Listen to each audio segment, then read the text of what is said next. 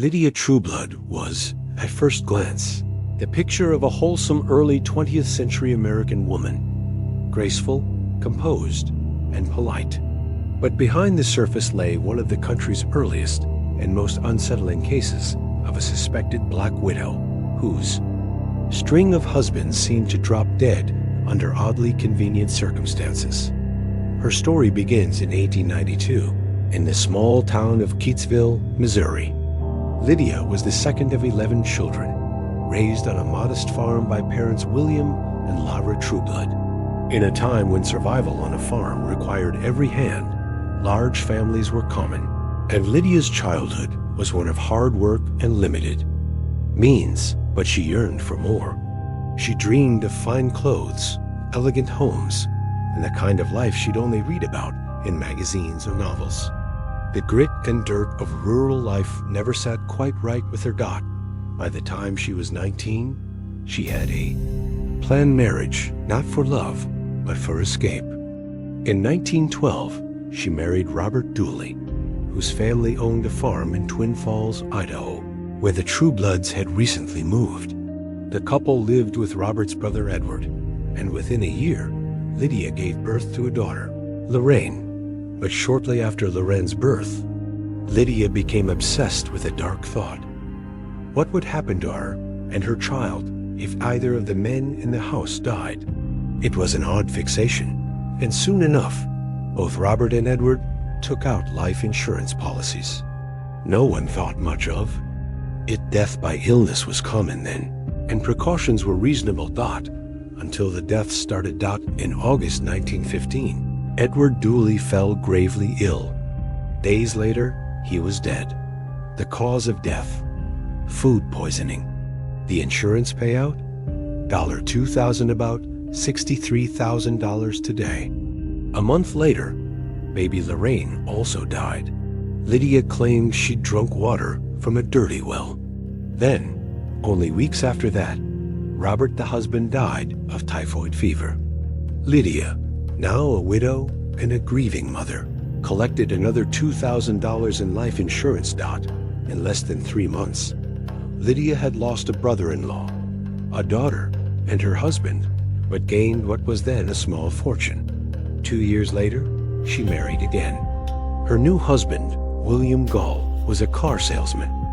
As with Robert, Lydia persuaded him to take out a life insurance policy, this one for $5,000.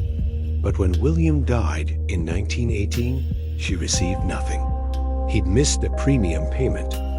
Undeterred, Lydia moved to Denver, Colorado, where she quickly met another man, Harlan Lewis. They married, moved to Billings, Montana, and within 4 months, Harlan was dead allegedly from gastroenteritis. Again, no one connected the dots. A lot of people died from stomach illnesses back then. Still, Lydia's new lifestyle raised eyebrows. She bought a mink coat and a new car. She seemed completely unbothered by the loss of yet another husband. After a year, she married again, this time to Edward Meyer. On the very next day after their wedding, she applied for a $10,000 life insurance policy on his life. The request was denied, but the intent was clear. 2 weeks into the marriage, Lydia and Edward had dinner with a friend. All three became ill. The friend and Lydia recovered, but Edward did not. He was hospitalized, improved briefly, but after a visit from Lydia, he rapidly declined and died. Cause of death? Once again, typhoid fever. Now, the townspeople had had enough. They began openly accusing Lydia, and public pressure on authorities grew.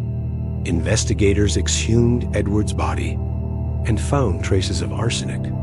Then they looked back further. Lydia's previous husbands and even her daughter were exhumed. Edward and Robert Dooley tested positive for arsenic.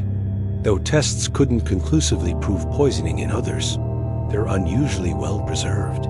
Bodies suggested prolonged exposure to the same poison. Soon, investigators discovered arsenic-laced flypaper in Lydia's home, and shopkeepers confirmed she had bought large quantities of it. When soaked in milk or water, Flypaper could be used to extract arsenic, a method familiar to poisoners of the era. In 1921, Lydia was arrested in Honolulu, Hawaii, where she was living with her fifth husband, Paul Southard, a Navy man who had no idea about her past. Even after her arrest, Paul insisted Lydia was innocent. She was returned to Idaho and charged with the murder of Edward Meyer. Despite the mounting evidence and press frenzy dubbing her Idaho's Lady Bluebeard, she was convicted only of second-degree murder and sentenced to 10 years to life. But the story didn't end there. 10 years into her sentence, Lydia escaped prison. With the help of sympathetic inmates and a manipulated guard, she sawed through the bars of her cell using a smuggled saw and fled, using bedsheets to climb down the wall. She made her way to Denver, changed her name to Fern, and began anew life as a housekeeper for a wealthy man named Harry Orchard.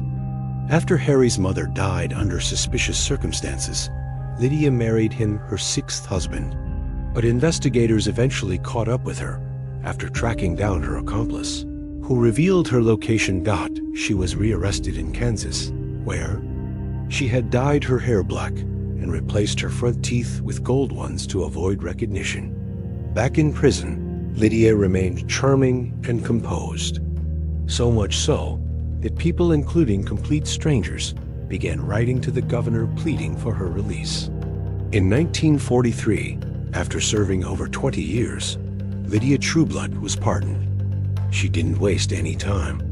Within months, she married a wealthy man named Hal Shaw, her seventh husband.